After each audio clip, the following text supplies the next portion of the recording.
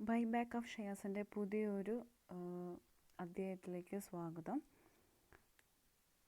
ഇന്ന് നമ്മൾ ഡിസ്കസ് ചെയ്യാനായിട്ട് പോകുന്നത് ബൈബാക്ക് ഓഫ് ഷെയർസിൽ ഡിബഞ്ചേഴ്സ് വരുമ്പോൾ അല്ലെങ്കിൽ ഡിബഞ്ചേഴ്സ് ഇഷ്യൂ ചെയ്യുന്നത് എങ്ങനെയാണ്, അല്ലെങ്കിൽ എങ്ങനെ അതിൻ്റെ ട്രീറ്റ്മെൻറ്റുകൾ നമുക്ക് നോക്കാം. ഇല്ലസ്ട്രേഷൻ 1 ബാലൻസ് ഷീറ്റാണ് നമുക്ക് തന്നിരിക്കുന്നത്. ഒപ്പം തന്നെ അഡീഷണൽ ഇൻഫോർമേഷൻ ഉണ്ട്. The liability side equity share capital rupees 10 per share, general reserve, securities premium reserve, statement of profit and loss, 12% debenture, term loans, current liabilities and provisions. And asset side fixed asset, investment, stock, debtors, cash and bank balance. ഇത്രയും കാര്യങ്ങളാണ് നമുക്ക് balance ഷീറ്റിൽ തന്നിരിക്കുന്നത്. So നമുക്കതിൻ്റെ additional information എന്താണെന്ന് check ചെയ്യാം. The first one, the buyback the 20% of the capital at rupees 15 each.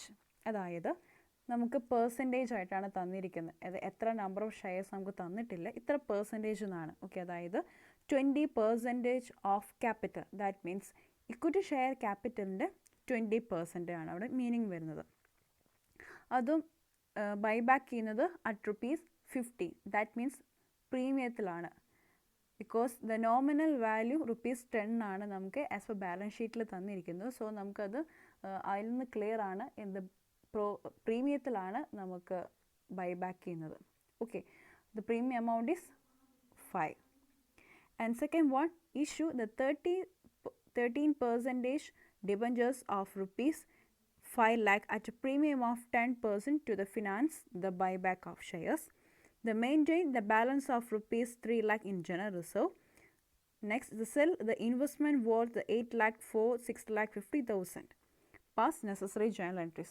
So buyback purpose വേണ്ടിയിട്ട് company ചെയ്യുന്നത് ഒന്ന് ഡിബഞ്ചേഴ്സ് ഇഷ്യൂ ചെയ്യുന്നുണ്ട്, അതുപോലെ തന്നെ ഫണ്ട് അറേഞ്ച് ചെയ്യാനായിട്ട് ഇൻവെസ്റ്റ്മെൻറ്റ് സെയിൽ ചെയ്യുന്നുണ്ട്. പിന്നെ ഒരു കണ്ടീഷൻ, ജനറൽ റിസർവ് എന്നൊരു കണ്ടീഷൻ പറഞ്ഞിട്ടുണ്ട്, അതായത് 3 lakh മെയിൻറ്റെയിൻ ചെയ്യാനായിട്ട്. ഓക്കെ, അപ്പോൾ ആ 3 lakh ബാക്കിയുള്ള എമൗണ്ട് മാത്രമേ നമുക്ക് ബൈബാക്ക് പർപ്പസിന് വേണ്ടിയിട്ട് യൂട്ടിലൈസ് ചെയ്യാനായിട്ട് പറ്റുള്ളൂ. സോ നമുക്കിതിൻ്റെ വർക്കിംഗ് നോട്ട്, നമുക്കിതിൻ്റെ സൊല്യൂഷനിലേക്ക് കിടക്കാം. അപ്പോൾ ആദ്യം നമുക്ക് ഒരു കണ്ടീഷൻ പറഞ്ഞിരിക്കുന്നത് എന്താണ്, 20% ഓഫ് ക്യാപിറ്റൽ എന്നാണ്. ഓക്കെ, 20% ഓഫ് ക്യാപിറ്റൽ എന്ന് പറയുന്നത് ഇക്വിറ്റി ഷെയർസിൻ്റെ, അതായത് 5 lakhൻ്റെ 20% ആണ് നമുക്ക് കാൽക്കുലേറ്റ് ചെയ്യാനുള്ളത്. ഓക്കെ, പിന്നെ അടുത്തത് ഷെയർസ് ഇഷ്യൂ ചെയ്യുന്നത് എത്ര റുപ്പീസിനെയാണ്, 5 lakhൻ്റെ ഡിബഞ്ചേഴ്സാണ് ഇഷ്യൂ ചെയ്യുന്നത്. അപ്പോൾ നമുക്കതിൻ്റെ ഇങ്ങനെ എത്ര എമൗണ്ട് റിസർവ് എന്ന് കൺസിഡർ ചെയ്യണം നമുക്ക് നോക്കാം. സോ ബൈബാക്ക് ഓഫ് ഷെയർസിൻ്റെ, അതായത് 5 lakhൻ്റെ 20% അതാണ് നമ്മൾ ബൈബാക്ക് ചെയ്യാൻ പോകുന്ന ഷെയർസിൻ്റെ വാല്യൂ എന്ന് പറയുന്നത്. So 1 lakh. ഓക്കെ, 1 lakh ഷെയർസാണ് നമ്മൾ എന്ത് ചെയ്യുന്നത്, ബൈബാക്ക് ചെയ്യുന്നത്. ഇനി ഫ്രഷ് ഷെയർസ് ഇഷ്യൂ ചെയ്യുന്നത് എത്രയായിരുന്നു, 5 lakhൻ്റെ ആയിരുന്നു. ഓക്കെ, അപ്പോൾ അതിൻ്റെ നമുക്ക് ബാലൻസ് നോക്കിക്കഴിഞ്ഞാൽ 5 lakh rupees നമുക്ക് എന്ത് ചെയ്യാനായിട്ടുണ്ട്, ഫ്രീ റിസർവ് എന്ന് കൺസിഡർ ചെയ്യണം. ഇതാണ് അതിൻ്റെ വർക്കിംഗ് നോട്ട് എന്ന് പറയുന്നത്. കാരണം നമുക്ക് എത്ര എമൗണ്ട് ആണ് റിസർവ് എന്ന് അവർ തന്നിട്ടില്ല, അത് നമ്മൾ കാൽക്കുലേറ്റ് ചെയ്യാം. അപ്പോൾ അതിനായിട്ട് നമ്മൾ നോമിനൽ വാല്യൂ കൺസിഡർ ചെയ്യണം. സോ ബൈബാക്ക് ചെയ്യുന്നത് 20% എന്നാണ്. സോ 1 lakh ആണ്. അതിൽ ഫ്രഷ് ഷെയർസായിട്ട് ഇഷ്യൂ ചെയ്യുന്നത് 5 lakh വാല്യൂ ഉള്ള 30% ഡിബഞ്ചേഴ്സാണ്. ദെൻ നമുക്കതിൻ്റെ ബാലൻസ് ഫിഗർ എന്ന് പറയുന്നത് 5 lakh ആണ്. സോ 5 lakh ആണ് ഫ്രീ റിസർവ് യൂസ് ചെയ്തിട്ട് ബൈബാക്ക് ചെയ്യുന്നത്. ഓക്കെ, ദെൻ നമുക്കിതിൻ്റെ ജേണൽ എൻട്രിയിലേക്ക് കിടക്കാം. കാരണം നമുക്കതിൻ്റെ മെയിൻ ആയിട്ടുള്ള വർക്കിംഗ് നോട്ട് കംപ്ലീറ്റ് ആണ്. സോ നമുക്കിതിൻ്റെ ജേണൽ എൻട്രിയിലേക്ക് കിടക്കാം. ഫസ്റ്റ് ഇഷ്യൂ ചെയ്യുന്ന എൻട്രി ആണ്, കാരണം ഡിബഞ്ചേഴ്സ് ഇഷ്യൂ ചെയ്യുന്ന എൻട്രി ആണ് നമുക്ക് ആദ്യം എഴുതേണ്ടത്. പ്രീമിയത്തിലാണ്, ബിക്കോസ് പറഞ്ഞിരിക്കുന്നത് issue the 30% debentures of rupees 5 lakh at a premium of 10% to the finance to the buyback of shares. പ്രീമിയത്തിലാണ്, അപ്പോൾ 5 lakhൻ്റെ 10%. ഓക്കെ, അപ്പോൾ പ്രീമിയത്തിന് എമൗണ്ട് നമുക്ക് കാൽക്കുലേറ്റ് ചെയ്യണം. So the journal entry is the bank account debit to the 13% debenture application receive ചെയ്ത് കാണിക്കേണ്ടത്. Then അത് കഴിഞ്ഞിട്ടാണ് നമ്മൾ പ്രീമിയത്തിൽ കാണിക്കേണ്ടത്. സോ ഇൻക്ലൂഡിങ് പ്രീമിയം, അതായത് 5 lakhൻ്റെ 10% എന്ന് പറയുമ്പോൾ 50,000 ആണ് നമുക്ക് പ്രീമിയം എമൗണ്ട് ആയിട്ട് വരുന്നത്. അപ്പോൾ രണ്ടും കൂടി ആഡ് ചെയ്തിട്ട് വേണം നമുക്ക് എഴുതാനായിട്ട്. സോ ദ 5,50,000 റെക്കോർഡ് ചെയ്തു. ഇനി അടുത്തത് പ്രീമിയത്തിൽ നമുക്കതിൻ്റെ എൻട്രി കാണിക്കുന്നത് ആപ്ലിക്കേഷൻ മണി റിസീവ് ചെയ്തു അല്ലെങ്കിൽ കാണിക്കാനായിട്ടുള്ള എൻട്രിയാണ്. The 13% debenture application account debit to the 13% debenture account to the securities premium reserve account. അതിൽ 13% ഡിബഞ്ചർ ആപ്ലിക്കേഷനിൽ ഫുൾ വാല്യൂ ഇൻക്ലൂഡിങ് പ്രീമിയം, അതായത് 5,50,000, ആൻഡ് ടു ദ ഡിബഞ്ചേഴ്സ് അക്കൗണ്ടിലേക്ക് നോമിനൽ വാല്യൂ, അതായത് 5 lakh, and to the securities premium reserve അക്കൗണ്ടിൽ premium amount, അതായത് 50,000. Okay, 50,000 കിട്ടിയത് clear ആണെന്ന് വിചാരിക്കുന്നു. അതായത് 5 lakh ആണ് ടോട്ടൽ എമൗണ്ട്. അപ്പോൾ അതിൽ 10% ആണ് പ്രീമിയം എമൗണ്ട് പറഞ്ഞിരിക്കുന്നത്, 10% ആണ്. സോ 5 lakhൻ്റെ 10% പറയുന്നത് 50,000. അങ്ങനെയാണ് നമുക്ക് ആ എമൗണ്ട് വന്നിരിക്കുന്നത്. ഇനി നെക്സ്റ്റ് നമുക്ക് ചെയ്യാനുള്ളത് ഫണ്ട് അറേഞ്ച്മെൻറ്റിന് വേണ്ടിയിട്ട് അവർ ഇൻവെസ്റ്റ്മെൻറ്റ് സെയിൽ ചെയ്യുന്നുണ്ട്. ഓക്കെ, ഇൻവെസ്റ്റ്മെൻറ്റ് സെയിൽ ചെയ്യുന്നത് 8 lakh വാല്യൂ ഉള്ള, ആക്ച്വലി ഇൻവെസ്റ്റ്മെൻറ്റ് വാല്യൂ 1,80,000 ആണ്. ബട്ട് അതിൽ 8 lakh ആണ് അവർ സെയിൽ ചെയ്യുന്നത്. ഓക്കെ, അത് എത്രയ്ക്ക് സെയിൽ ചെയ്യുന്നത്? ഫോർ 6,50,000. അപ്പോൾ നമുക്കതിൽ നിന്ന് ക്ലിയർ ആണ് ലോസ് ആണ്. ബിക്കോസ് 8 lakhൻ്റെ വാല്യൂ ഉള്ള ഇൻവെസ്റ്റ്മെൻറ്റ് സെയിൽ ചെയ്യുന്നത് ജസ്റ്റ് ഫോർ ദ 6,50,000 ആണ്. അപ്പോൾ നമുക്കതിൻ്റെ ബാലൻസ് ആണ് ലോസ് ആയിട്ട് വരുന്നത്. Okay, the entry, the bank account debit, statement of profit and loss account debit to investment account. Bank അക്കൗണ്ടിൽ സെയിൽസ് പ്രൊസീഡ് ചെയ്ത വാല്യൂ ആണ്, അതായത് 6,50,000. And statement of profit and loss, അതായത് ലോസ് ആണ്. നമ്മൾ നേരത്തെ പറഞ്ഞു ലോസ് ആണ് നമുക്ക് വരുന്നത്. എത്രയാണ് ലോസ് വരുന്നത്? 8 lakh വാല്യൂ ഉള്ള ഇൻവെസ്റ്റ്മെൻറ്റ് സെയിൽ ചെയ്യുന്നത് 6,50,000 ആണ്. അപ്പോൾ നഷ്ടത്തിലാണ് നമുക്ക് വരുന്നത്. ആ എമൗണ്ട് 1,50,000 ആണ്. അപ്പോൾ ലോസ് ആയതുകൊണ്ട് തന്നെ നമ്മൾ statement of profit loss debit ചെയ്യുന്നു. ആൻഡ് ടു ദ ഇൻവെസ്റ്റ്മെൻറ്റ് അക്കൗണ്ടിൽ എന്താണ്? ബുക്ക് വാല്യൂ, അതായത് ഇൻവെസ്റ്റ്മെൻറ്റ് വാല്യൂ ആണ്, ദാറ്റ് ഈസ് 8 lakh. നിങ്ങൾ നരേഷൻ എഴുതാൻ മറക്കരുത്. ഇത്രയേ ഉള്ളൂ. ഇത് ഇൻവെസ്റ്റ്മെൻറ്റ് സെയിൽ, ഇത്ര വർത്തുള്ള ഇൻവെസ്റ്റ്മെൻറ്റ് സെയിൽ ചെയ്യുന്ന നരേഷൻ എഴുതിയാൽ മതി. And next separate bank account open ചെയ്യുന്ന എൻട്രിയാണ് the buy back bank account debit to bank account. അതിൽ നമുക്ക് എഴുതേണ്ടത് ഫുൾ വാല്യൂ ആണ്. ഫുൾ വാല്യൂ മീൻസ് എത്ര എമൗണ്ടിൻ്റെ ബൈ ബാക്ക് ആണ് ചെയ്യണത് നമുക്ക് നോക്കണം. സോ നമുക്ക് തന്നിരിക്കുന്ന വാല്യൂ അല്ലെങ്കിൽ എമൗണ്ട് എന്ന് പറയുന്നത് ₹15 അവർ എന്ത് ചെയ്യുന്നത്? ബൈ ബാക്ക് ചെയ്യുന്നത്. ഓക്കെ, അപ്പോൾ നമ്മൾ ഓൾറെഡി ഇവിടെ വാല്യൂ കണ്ടുപിടിച്ചിട്ടുണ്ട് 1 lakh. അതതിൻ്റെ ഷെയറിൻ്റെ വാല്യൂ ആണ് അല്ലേ? അപ്പോൾ നമുക്കത് എത്ര നമ്പർ ഓഫ് ഷെയർസ് അറിയാനായിട്ട് നമുക്കറിയാം നോമിനൽ വാല്യൂ 10 ആണ്. ഓക്കെ, സോ അത് ഡിവൈഡ് ചെയ്യുമ്പോൾ നമുക്ക് നമ്പർ ഓഫ് ഷെയർസ് എന്ന് പറയുന്നത് എത്ര വരും? 10,000 ആണ്.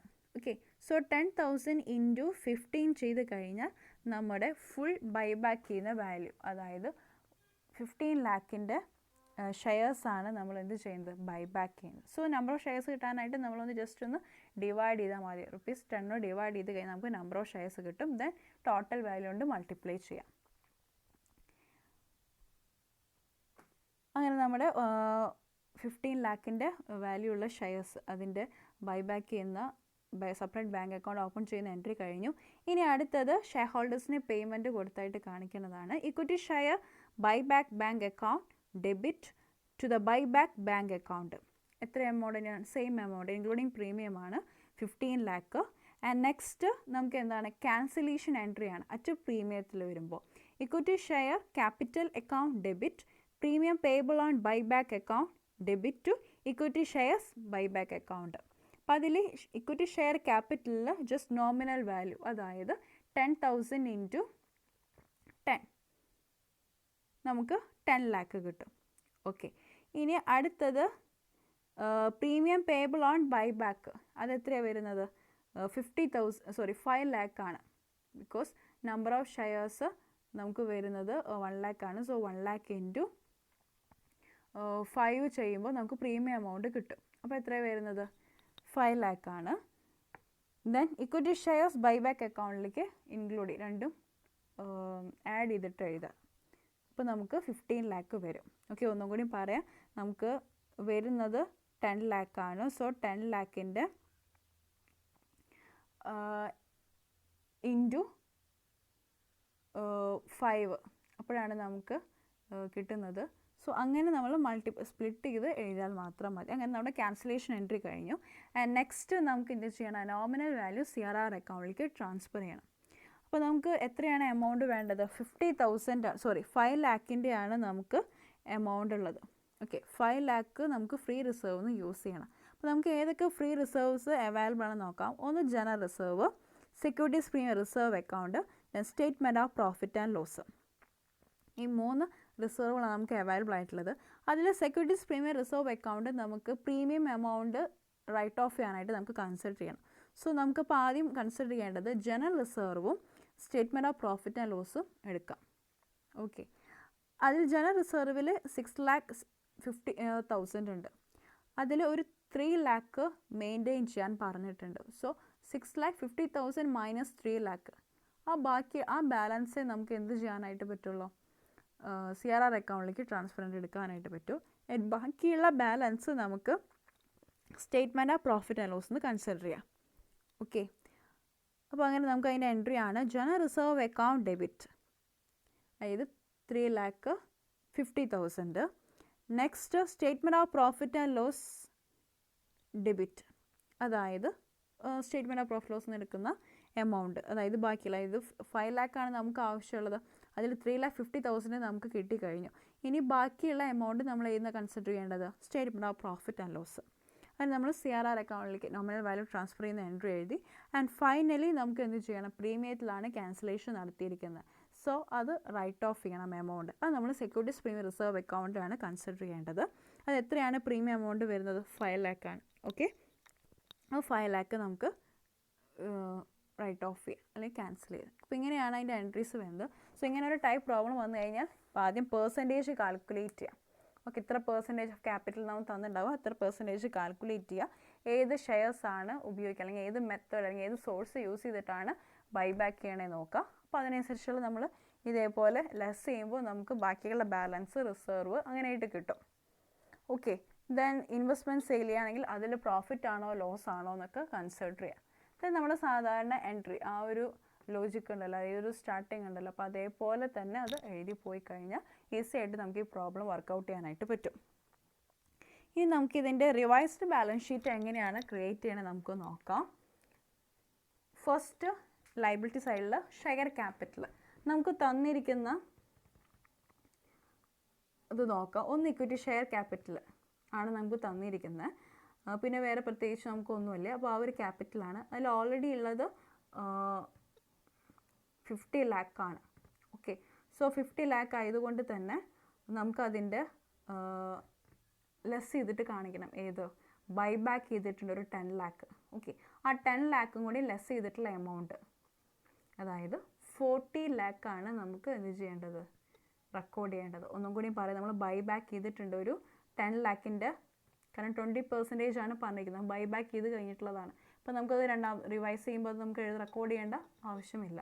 സോ നമുക്കത് ലെസ് ചെയ്തിട്ടുള്ള എമൗണ്ട് ആണ്, അതായത് 50 ലാക്കിന്ന് ലെസ് ദ 10 ലാക്ക്. അപ്പോൾ നമുക്ക് 40 ലാക്കാണ് റെക്കോർഡ് ചെയ്യേണ്ടത് ഷെയർ ക്യാപിറ്റൽ. ഇനി അടുത്തത് ഏതാണ് ഐറ്റം നമുക്ക് നോക്കാം. General reserve.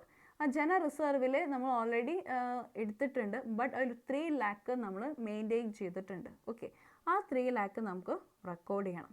ക്ലിയർ ആയോ? ആ 3 ലാക്ക് നമ്മൾ അവിടെ ഓൾറെഡി അവർ മെയിൻറ്റെയിൻ ചെയ്തിരിക്കുകയാണ്. ഓക്കെ, അതിൽ റീറ്റെയിൻ ചെയ്ത് വെച്ചിരിക്കുകയാണ്. അതവിടെ നമ്മൾ റെക്കോർഡ് ചെയ്തു, കാരണം ആ എമൗണ്ട് ഒന്നിനും നമ്മൾ ഉപയോഗിച്ചിട്ടില്ല. അടുത്ത ഇത് നോക്കാം, സെക്യൂരിറ്റീസ് പ്രീമിയം റിസർവ് അക്കൗണ്ട്. അതിൽ 5,40,000 ആണ്. അപ്പോൾ അതിൽ എന്ത് വന്നിട്ടുണ്ട്, സെക്യൂരിറ്റീസ് പ്രീമിയം റിസർവിൽ നമുക്ക് ഡിബഞ്ചേഴ്സ് ഇഷ്യൂ ചെയ്തിട്ടുള്ള ഒരു എമൗണ്ട് വന്നിട്ടുണ്ട്, ഒരു 50,000. അതുപോലെ തന്നെ നമ്മൾ അതിന് യൂട്ടിലൈസ് ചെയ്തിട്ടുണ്ട്, എവിടെയാണ്, ഒരു 5 ലാക്ക്. അപ്പോൾ അതൊക്കെ നമുക്ക് അഡ്ജസ്റ്റ്മെൻറ്റ് ചെയ്യണം. അപ്പോൾ നമുക്കത് എങ്ങനെ ചെയ്യണമെന്ന് നോക്കാം. നമുക്ക് ഓൾറെഡി ആസ് പെർ ബാലൻസ് ഷീറ്റുള്ളത് 5,40,000 പ്ലസ് 50,000, കാരണം ഡിബഞ്ചേഴ്സ് ഇഷ്യൂ ചെയ്ത് പ്രീമിയത്തിലാണ്. ഓക്കെ, അത് ആഡ് ചെയ്തു. Then less 5 lakh.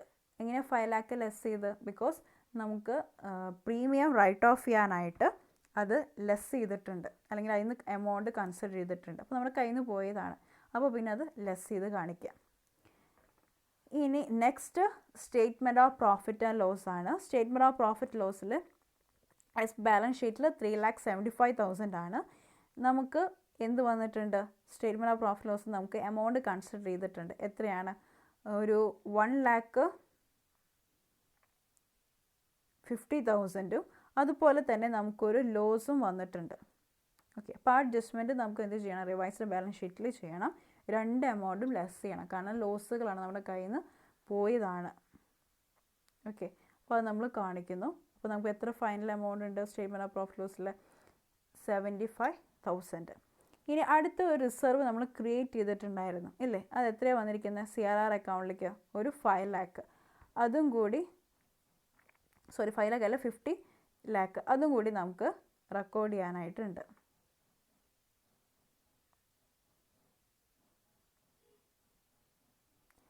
Next debentures record ചെയ്യണം.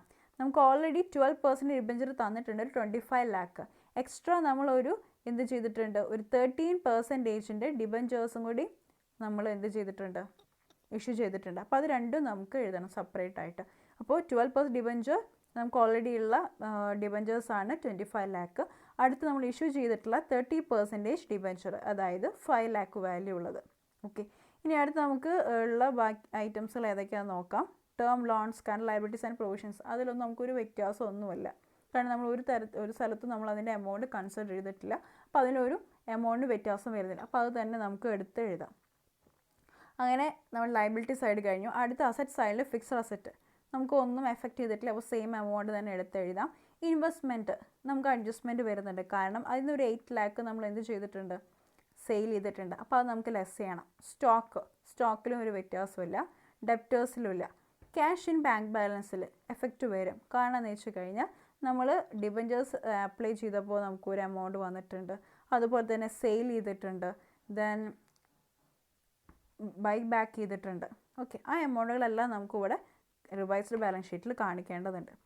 ഫിക്സഡ് അസറ്റ് ഞാൻ നേരത്തെ പറഞ്ഞു, നമുക്കൊരു അഡ്ജസ്റ്റ്മെൻറ്റും ഇല്ല, ആ ഫുൾ എമൗണ്ട് തന്നെ എടുത്ത് എഴുതുക. ഇൻവെസ്റ്റ്മെൻറ്റ്, അതിൽ ഫുൾ എമൗണ്ട് എന്ന് പറയുന്നത് ആക്ച്വലി 18 lakh ആണ്. ബട്ട് അതിലൊരു 8 lakh നമ്മൾ എന്ത് ചെയ്ത് സെയിൽ ചെയ്തിട്ടുണ്ട്. ബാക്കിയിൽ നമുക്ക് എത്രയുണ്ട്? 10 lakh ഇൻവെസ്റ്റ്മെൻ്റ് ആണുള്ളത്. അപ്പോൾ അത് നമ്മൾ എമൗണ്ട് കറക്റ്റ് ചെയ്ത് എഴുതി. ദെൻ സ്റ്റോക്കിനും ഡെപ്റ്റേഴ്സിനും ഒന്നും ഒരു വ്യത്യാസമില്ല, അത് അങ്ങനെ തന്നെ എടുത്ത് എഴുതാം. ക്യാഷ് ആൻഡ് ബാങ്ക് ബാലൻസിൽ ഓൾറെഡി ഉള്ള ബാലൻസ് ഷീറ്റിലുള്ള വാല്യൂ 7,10,000 ആണ്. പ്ലസ് 5,50,000 എന്ന് പറയുന്നത് ഡിബഞ്ചേഴ്സ് ഇഷ്യൂ ചെയ്തിട്ടുള്ള എമൗണ്ട് ആണ്. ദെൻ പ്ലസ് 6,50,000 നമുക്ക് എന്ത് വന്നിട്ടുണ്ട്? സെയിൽ നടന്നിട്ടുണ്ട്. ഓക്കെ, സെയിൽ നടന്ന വാല്യൂ നമുക്ക് കാണിക്കണമല്ലോ, അപ്പോൾ അത് ബാങ്കിലേക്ക് വന്നാണല്ലോ കാണിക്കുക. ആ എമൗണ്ട് ആഡ് ചെയ്തു. ലെസ് 15 lakh, അതായത് ബൈ ബാക്ക് ചെയ്തിട്ടുള്ള എമൗണ്ട്. അത് നമുക്ക് അതൊക്കെ അഡ്ജസ്റ്റ്മെൻറ്റ് ചെയ്ത് വരുമ്പോൾ നമുക്കിപ്പോൾ ബാങ്ക് ബാലൻസ് ആയിട്ടുള്ളത് എത്രയാണ്? 4,10,000. ഇങ്ങനെയാണ് റിവൈസ്ഡ് ബാലൻസ് ഷീറ്റ് ക്രിയേറ്റ് ചെയ്യേണ്ടത്. എന്തൊക്കെ അഡ്ജസ്റ്റ്മെൻറ്റ് വന്നിട്ടുണ്ട്, എവിടെ നിന്നൊക്കെ ഏതൊക്കെ സോഴ്സ് നമ്മൾ എമൗണ്ട് കൺസിഡർ ചെയ്ത് നോക്കുക. അപ്പോൾ അതനുസരിച്ച് നമ്മൾ എന്ത് ചെയ്യുക? ഇവിടെ റിവൈസ്ഡ് ബാലൻസ് ഷീറ്റിൽ അതിൻ്റെ എഫക്റ്റ് കാണിക്കുക. ഇനി നമുക്ക് ഒരു തരത്തിൽ നമുക്ക് വ്യത്യാസം വന്നിട്ടില്ലെങ്കിൽ നമുക്ക് കുഴപ്പമില്ല. ഓക്കെ, അങ്ങനെ തന്നെ എമൗണ്ട് എടുത്ത് എഴുതാം. ഇങ്ങനെയാണ് നമ്മൾ റിവൈസ്ഡ് ബാലൻസ് ഷീറ്റ് ക്രിയേറ്റ് ചെയ്യേണ്ടത്. നിങ്ങൾക്കത് ക്ലിയർ ആണെന്ന് വിചാരിക്കുന്നു. അപ്പോൾ ബൈബാക്ക് ഓഫ് ഷെയർസ് അല്ലെങ്കിൽ ബൈബാക്ക് ചാപ്റ്റർ നമ്മുടെ കഴിഞ്ഞിരിക്കുകയാണ് ഈ ഒരു ക്ലാസ്സോട് കൂടി. അപ്പോൾ നിങ്ങൾക്ക് ഇതുവരെയുള്ള എല്ലാ ക്ലാസ്സുകളൊന്ന് റിവൈസ് ചെയ്യാം. ഓക്കെ, അതായത് രണ്ട് മെത്തേഡായിട്ട് മെയിനായിട്ടുള്ളത്, ഒന്ന് ഇഷ്യൂ ഓഫ് ഷെയർസ് ഇഷ്യൂ ചെയ്തിട്ടും അതുപോലെ തന്നെ ഫ്രീ റിസർവ് യൂസ് ചെയ്തിട്ടാണ് നമ്മൾ ബൈബാക്ക് ചെയ്യുന്നത്. രണ്ടും കമ്പൈൻ ചെയ്തിട്ടുള്ള മെത്തേഡുകളുണ്ട്. ഓക്കെ, അപ്പോൾ അങ്ങനെ വരുമ്പോൾ നമുക്ക് എങ്ങനെയൊക്കെയാണ് അതിൻ്റെ ജേണൽ എൻട്രീസ്, എങ്ങനെയൊക്കെയാണ് അതിൻ്റെ അഡ്ജസ്റ്റ്മെൻറ്റ്, അല്ലെങ്കിൽ ജേണൽ എൻട്രി ചെയ്തതിൻ്റെ ഓർഡർ എങ്ങനെയൊക്കെയാണെന്ന് ഒന്ന് റിവൈസ് ചെയ്ത് കഴിഞ്ഞാൽ നമുക്ക് ഈ ചാപ്റ്റർ ഒന്നും കൂടി ഈസി ആയിരിക്കും. ഓക്കെ, അടുത്ത ക്ലാസ്സിൽ നമ്മൾ എടുക്കാൻ പോകുന്ന അല്ലെങ്കിൽ പുതിയൊരു ചാപ്റ്ററാണ് റിഡംഷൻ ഓഫ് ഡിബഞ്ചേഴ്സ്. ഓക്കെ, അപ്പോൾ നമുക്ക് അതിൽ ചാപ്റ്റേഴ്സിൽ എങ്ങനെയൊക്കെയാണ് അല്ലെങ്കിൽ ജേണൽ എൻട്രീസ്, ഏതൊക്കെ സോഴ്സിൽ അല്ലെങ്കിൽ ഏതൊക്കെ മെത്തേഡിലാണ് റിഡംഷൻ നടത്തുന്നത് നമുക്ക് നോക്കാം. നമ്മൾ already redemption of preference shares എന്ന ചാപ്റ്റർ ഡിസ്കസ് ചെയ്തിട്ടുള്ളതാണ്. അതുപോലെ ചെറിയൊരു സിമിലാരിറ്റി ഉണ്ട്, ബട്ട് നമുക്കതിൽ കുറച്ച് മെത്തേഡുകൾ എക്സ്ട്രാ വരുന്നുണ്ട്, എൻട്രീസിന് വ്യത്യാസമുണ്ട്. ഓക്കെ, നമുക്ക് അടുത്ത ക്ലാസ് മുതൽ പുതിയൊരു ചാപ്റ്റർ നമുക്ക് പരിചയപ്പെടാവുന്നതാണ്.